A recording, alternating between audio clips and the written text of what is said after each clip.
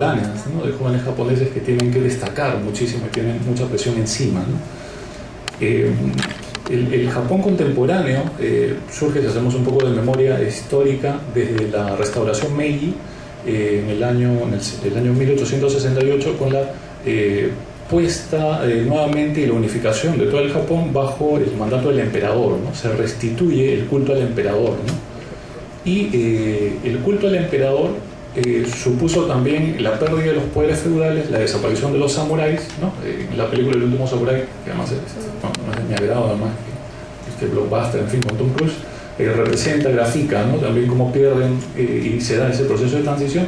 Pero ¿qué es lo que termina ocurriendo? Que Japón termina centrando todo su interés y todo su sentido en la figura del emperador, ¿no? El emperador se le vuelve a reconocer su carácter divino y el culto que se le debe tener, ¿no? Incluso en la religión japonesa se habla muchísimo, bueno, y eso está, lo podemos encontrar en internet, en fin, por cultura general hay dos grandes religiones, budismo, sintoísmo. El budismo de la tradición budista proveniente de China e India, su variante de la India, y el sintoísmo, que es más bien, más que religión, es un conjunto de tradiciones animistas que encuentran kamis o estas deidades que animan los seres naturales en toda la naturaleza, ¿no? Hay millones de kamis además, ¿no? Pero la máxima expresión sería el emperador, ¿no? Entonces se introduce a partir de la restauración Meiji en adelante y durante buena parte del siglo XX hasta el término de la Segunda Guerra Mundial el shintoísmo del Estado japonés, en donde la máxima autoridad era el emperador, ¿no?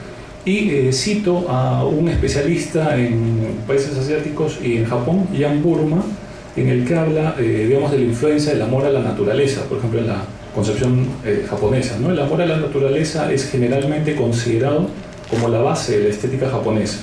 En la pintura tradicional no hay punto de vista o punto de fuga único. Eso es típico en la pintura o en el arte occidental, ¿no? Sobre todo del Renacimiento en adelante, ¿no? Donde tenemos que adoptar la perspectiva que el pintor nos ha propuesto para poder captar el sentido, ¿no? Eso no es necesario, ¿no? En la ilustración japonesa nada se sostiene por sí mismo. Hombre, casa, naturaleza, todos se mezclan en un solo elemento. Este concepto del mundo tiene sus raíces en la tradición shintoísta y la religión budista. Hay esta búsqueda, pues, de armonía de todos los elementos en la naturaleza, ¿no? En Shinto, todo en la naturaleza es potencialmente sagrado. En el punto de vista budista, los seres humanos son solo un elemento en el ciclo natural de la vida y la muerte, ¿no? La búsqueda de la armonía es algo fundamental, ¿no? Por eso a mí la figura del Shinigami, que me llamaba mucho la atención desde la primera vez que vimos estas ponencias, me hizo aventurarme un poco más en esta experiencia, debemos de ver un poco, de indagar un poco más en la cultura japonesa, porque claro, no tiene mucho sentido darle vida o existencia al dios de la muerte, ¿no? Pero si estamos en una concepción armónica donde todos los elementos son necesarios, cobra sentido el que también tenga protagonismo el dios de la muerte, ¿no? En ese sentido. Pueden ver una foto del torii flotante de Miyajima, que es un famoso pórtico shintoísta, ¿no? En ese sentido, animista. Entonces, ¿qué es lo que pasa en este proceso en el que el shintoísmo de Estado, en el que hay el culto al emperador, se empieza a desarrollar, sobre todo en los primeros años del siglo XX? Y ahí quiero hablar del mundo descentrado del Japón de la posguerra, que al término de la Segunda Guerra Mundial, exactamente el 15 de agosto de 1945, ya cuando Japón había perdido ante los aliados, Hirohito, el emperador de la dinastía Showa, da un famoso discurso radiofónico por el cual su nación se rendía ante los países aliados y también proclamaba su condición humana, ¿no? Y él reconoció que el emperador no era ningún dios, ¿no? Sino que era un ser humano como uno de nosotros más, ¿no? Deja así de lado todas sus cualidades divinas que le habían atribuido por la constitución política y la concepción popular shintoísta creada en la restauración Meiji, y desde ese periodo se había recuperado más bien una concepción del emperador para una monarquía constitucional, que es lo que tenemos actualmente, ¿no? Sin embargo, Jan Burma señala que fue el primer caso de la historia en que literalmente Dios mismo reconoció que había muerto, ¿no? Se reconoció ser humano, ¿no? Dios literalmente murió. Y desde ese momento hablan muchos especialistas en que Japón se descentra espiritualmente, ¿no? Es una catástrofe similar a la tragedia, ¿no?, de las bombas atómicas, solo que no afecta físicamente, afecta anímicamente, espiritualmente, ¿no? Pensemos en el año 1970, cuando el novelista japonés Yukio Mishima hace una pequeña revuelta con un grupo de militares ante uno de los cuarteles del ejército de autodefensa japonés porque quiere restituir el culto al emperador, ¿no? Hay un vacío que se quiere llenar, ¿no?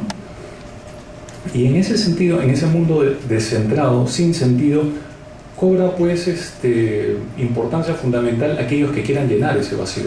Light entre ellos, por ejemplo, ¿no? O también el caso de Shoko Asahara, que en el año 1995 realizó este famoso atentado del ataque con gas sarín en el metro de Tokio, que afectó a 600 personas y dejó 12 personas muertas, ¿no? Este líder de un pequeño grupo sectario budista pretendía supuestamente liberar gas sarín en las estaciones de tren del metro de Tokio, en lugares además estratégicos cerca a las oficinas gubernamentales. Por él quería crear un caos general en toda la población para que simplemente lo apoyaran, ya sea por el miedo o por la convicción de las ideas que él proponía, pero sin embargo su plan va a fracasar. Están todos tenemos los implicados, que algunos que todavía no han atrapado, presos, ¿no? Y sin embargo, a raíz de esta experiencia, el escritor y novelista Haruki Murakami escribe un libro de no ficción, donde él entrevista a varios protagonistas, desde las víctimas hasta personas que participaron en este atentado, ¿no? Y lo interesante es que llama este libro Underground, ¿no? Underground, subterráneo, ¿no? Subterráneo.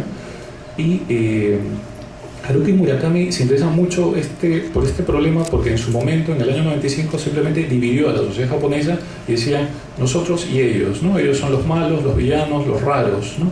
Y nosotros somos la sociedad con los valores instituidos y que debemos proteger y mantenerlos, ¿no?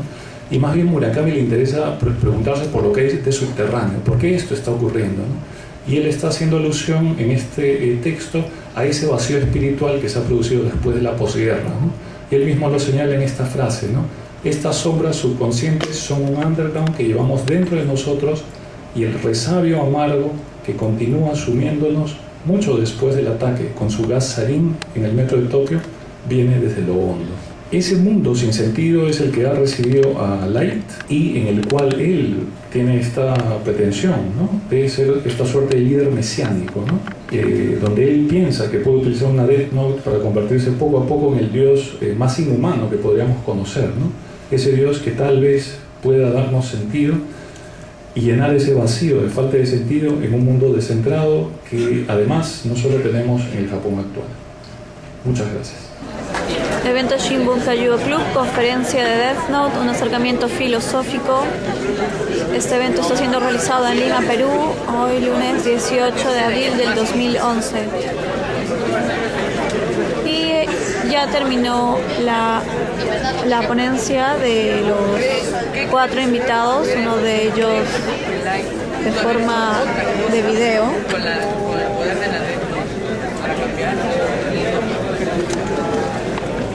Un paneo, los ponentes, Mr. Rashid, Leo Luna,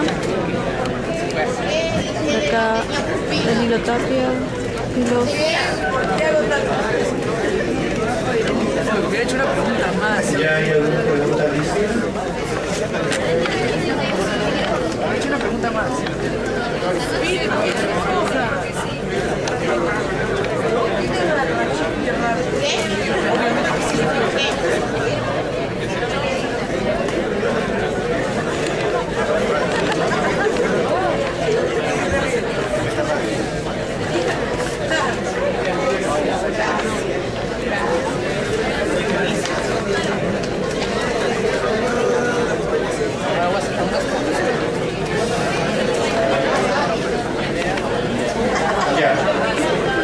La primera pregunta es para el profesor Daniel Luna.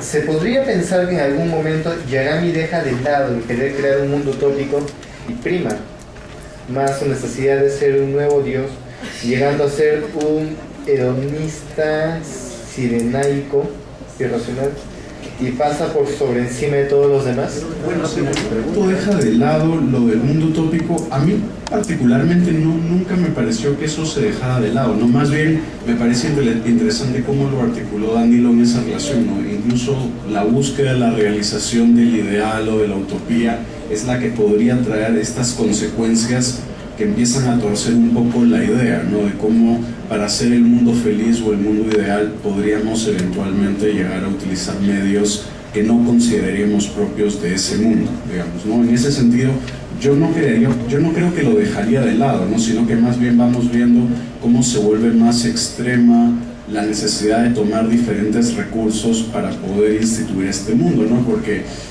por poner cosas tan simples, ¿no? Se supone que en un mundo de gente buena, estereotípicamente, por ejemplo, las personas no deberían mentir, ¿no? Y se supone que hay muchas mentiras a lo largo de la serie para poder llevar a cabo un mundo en el que nadie mienta, ¿no? O en un mundo ideal nadie debería matar a nadie, pero para hacer ese mundo tenemos que matar a algunas personas. Entonces hay varios de esos aspectos, ¿no? Casi de medios que en el fin a mí no me gustaría que existiesen, pero que parecieran ser medios razonables para perseguir este fin, ¿no? Entonces, si es que él llegaría a ser una especie de hedonista irracional, ¿no? Por decirlo de alguna manera, yo diría que no tanto, ¿no? Yo creo que al contrario, ¿no? Se ve bastante racional y calculador o frío, ¿no? Quizá la pasión más fuerte que podría estar asociada a esta inteligencia de la cual se jacta es lo que mencionó Danilo a propósito de que podría ser narcisista. Pero si se ponen a pensar, digamos, lo que él hace es hacer todas estas cosas pensando en un mundo ideal, pero no pasa demasiado tiempo disfrutando del poder que tiene, ¿no? Me refiero, no es que necesariamente genere gran cantidad de dinero y se dedique a vivir de una manera hedonista, sino más bien parece bien metódico y dedicado en este proyecto, ¿no? Que es un poco lo que llama más la atención. ¿No? Porque cualquiera diría, bueno, si yo tuviera este poder y no me importara, mataría a una persona con dinero, me quedaría con su dinero y tiraría el cuaderno al tacho, digamos, ¿no? Pero él más bien no hace eso, ¿no? Más bien se dedica ya, vamos a hacer esto paso por paso, ¿no? Y todo eso va de la mano con cómo estudia en la universidad, cómo empieza a trabajar y toda su vida está estructurada en camino a esto, ¿no? Y no más bien por lo otro. Creo que eso sería. Bueno, la siguiente pregunta es para el profesor Danilo Tapia. En esta filosofía también interpretada de los personajes de Death Note, ¿cuál vendría a ser la visión filosófica del personaje de Misa, quien demuestra ser alguien que no encaja con el sentido de este anime, pero que también demuestra su capacidad de discernimiento?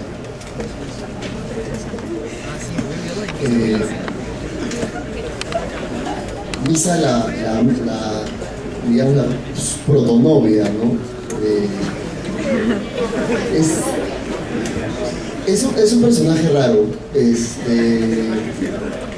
o sea, definitivamente sus motivos son emocionales, no hay y pasan siempre por la idolatría a Light, ¿no? Lo idolatra, lo ama, etc.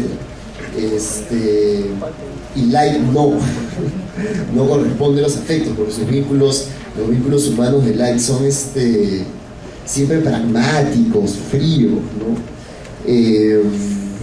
O cuando encuentran relación con alguien, lo encuentran en la forma de la competencia, pareciera.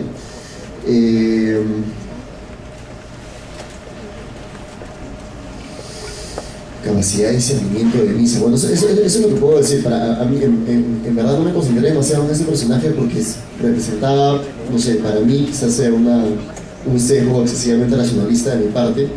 Me parece que representaba más bien la parte emocional